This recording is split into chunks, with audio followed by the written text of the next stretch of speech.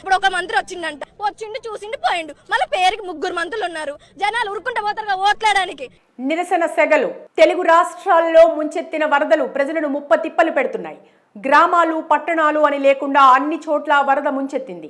ఈ క్రమంలో ప్రజల బాగోగులు చూడటానికి వరద ప్రభావిత ప్రాంతాల్లో పర్యటనకు వెళ్లిన తెలంగాణ ముఖ్యమంత్రి రేవంత్ రెడ్డి మంత్రులకు బాధితుల నుంచి నిరసన సెగ తగిలింది. 9 మందిని కాపాడలేకపోయారు. ఈ జనాన్నంతా ఎట్లా కాపాడతారు మీరు? 3 మంత్రులు ఉన్నారు. మళ్ళా బాధితులు అడుగడుగునా వీరిని అడ్డుకోవడంతో ఏం చేయాలో పాలుపోని మంత్రులు నేతలు బిక్కముఖం వేశారు. బాధితుల ప్రశ్నలకు జవాబులు చెప్పలేక నీళ్లు నమిలారు. 3 రోజులుగా తిండి తిప్పలు లేకుండా వరద నీటిలో బిక్కుబిక్కుమని గడుపుతుంటే తీరిగ్గా వచ్చిన ముఖ్యమంత్రి మంత్రులపై బాధితులు విరుచుకుపడ్డారు. బాధిత కుటుంబాలకు 10,000 సాయం అందిస్తామని సీఎం చెప్పగానే వారిలో ఆగ్రహం మరింతగా కట్టలు తెంచుకుంది.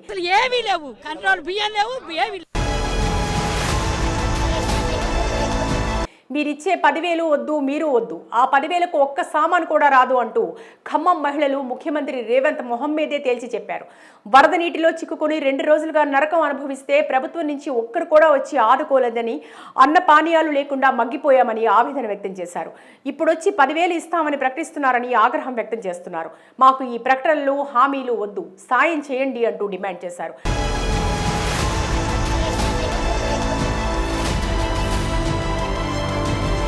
భారీ వర్షాల కారణంగా శని ఆదివారాల్లో ఖమ్మంలోని మున్నేరు మహా ఉగ్రరూపం దాల్చి పరివాహక ప్రాంతాలను ముంచేసింది. వరద నీటిలో చిక్కుకుని నరకం చూసిన ప్రజలను పరామర్శించేందుకు జరిగిన నష్ట తీవ్రతను పరిశీలించేందుకు ముఖ్యమంత్రి రేవంత్ రెడ్డి సోమవారం ఖమ్మం వచ్చారు. లోతట్టు ప్రాంతాల్లో నివాసాలు, నీట మునిగిన ప్రాంతాలకు వెళ్లి బాధితుల బాగోగుల గురించి అడిగి తెలుసుకోబోయారు. ఈ క్రమంలో 2 రోజులుగా ఆచూకీ లేని ప్రభుత్వ పెద్దలు సోమవారం పరామర్శకు రావడంపై బాధితులు భగ్గుమన్నారు. ఖమ్మం రూరల్ మండలం పోలేపల్లిలో మహిళలు నేరుగా సీఎం రేవంత్ రెడ్డి ఎదుటే ఆయనకు వ్యతిరేకంగా నినాదాలు చేశారు.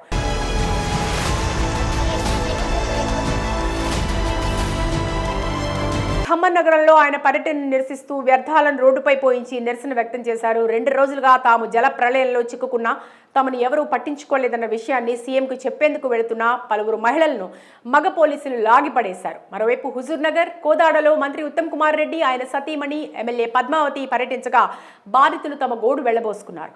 నడిగూడెం మండలం కాగితా రామచంద్రపురంలో 50 మందికి పైగా వరద బాధితులు సర్వం కోల్పోయామని, ప్రభుత్వం ఆదుకోవాలని మొరపెట్టుకుంటున్నారు.